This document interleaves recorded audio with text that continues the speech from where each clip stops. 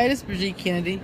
I dropped the ball on everybody. I did a video about felons getting jobs in trucking, and I didn't follow through with it or go through. And I've been looking at a lot of other videos, and I want to give a real picture about the things that can happen out here. I am a piggybacker now. I've been in trucking 18 years. Trucking has always been good to me and my family. I have been at six figures, long time. So, but you won't start there. Let's get reality going on. You're not going to just jump into trucking and all of a sudden, bam, you're making six figures. It's going to take some work. And those of you that are felons, if some felons can get jobs, that means all felons can get jobs. It's just about how much work you're going to put into it and where you're going to go with it. So we're going to go over some non-traditional and traditional ways in which to get a license. And let's go over a non-traditional way first. Go to that office, get your CDL book. I'm going to highlight some things. We're going to get your permit first. If you can find an owner-operator to help you out while you have your permit, then you'll learn how to drive. If not, there are guys that rent their trucks and trailers for $350 a day all day long that will teach you the first steps, teach you how to get through the test, and you now have a CDL license. If you got some money saved up, let's take you a couple of grand, let's get your truck. Is it that easy? Yes. Does it mean you're not going to go through some problems? No. Yes, that easy, and yes, you'll see many immigrants out here that have to do it that same way.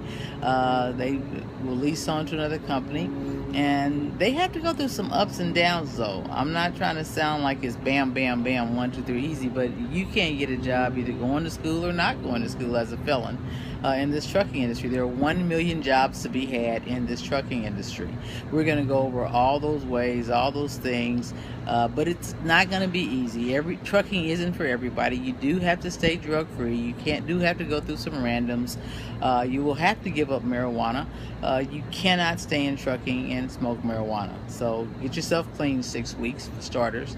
Get a CDL book. Second thing, let's make that happen. Start studying. I also have CDs with the answers and questions on them as well. I'll provide them and make them available. Or either we'll go over the schools and the companies that you can call to see if they would be willing to hire you. As I said, I'm a piggybacker. You won't just come in and become a piggybacker. I'm in a motel or a hotel every night. I deliver big trucks to dealerships as well as other companies.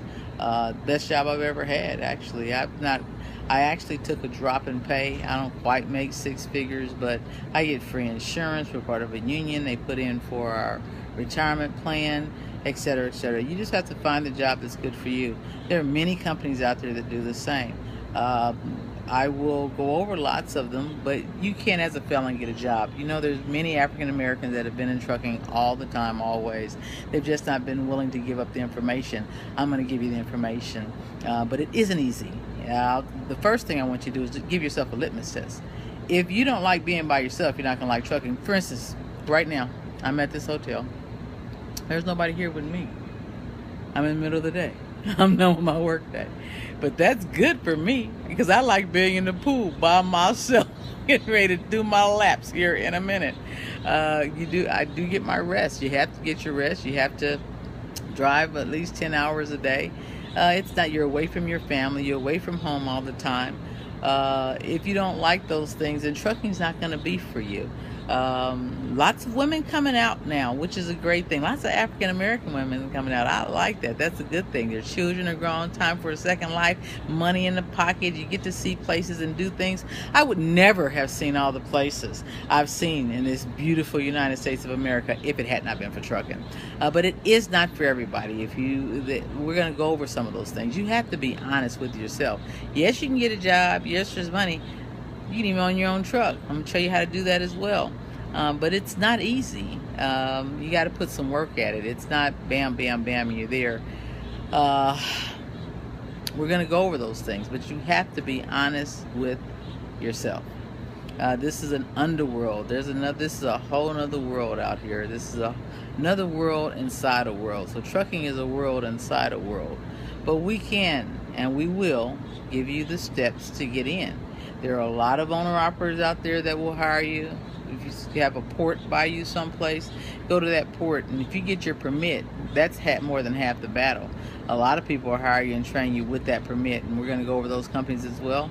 We're going to go over how you would just get your CDL, take your permit test at the DMV, then go hire the person that can take you around the test procedure and show you what's going to happen. About $350 to $500.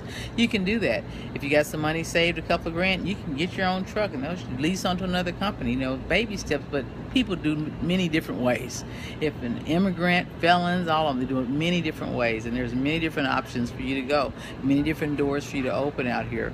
If you're willing to put the work in it, this is not easy. It is not for everybody, but if it is for you, if you don't have an issue being by yourself, if you don't have an issue being on this road and moving through different states and cities and all times of day, all times of night, up and down, because I'm up and down, but I call my own time most of the time. Like, as I said, it's lonely. See this pool? Nobody here, just me, but I love it. You know, you might not like it like that, but I do. If you do, then keep going. I'm not going to drop the ball. I'm going to keep going at it, and you'll be able to have a life in trucking if you want one. If you want one. All right, I'm out. This is Trucking with a Sister Brigitte.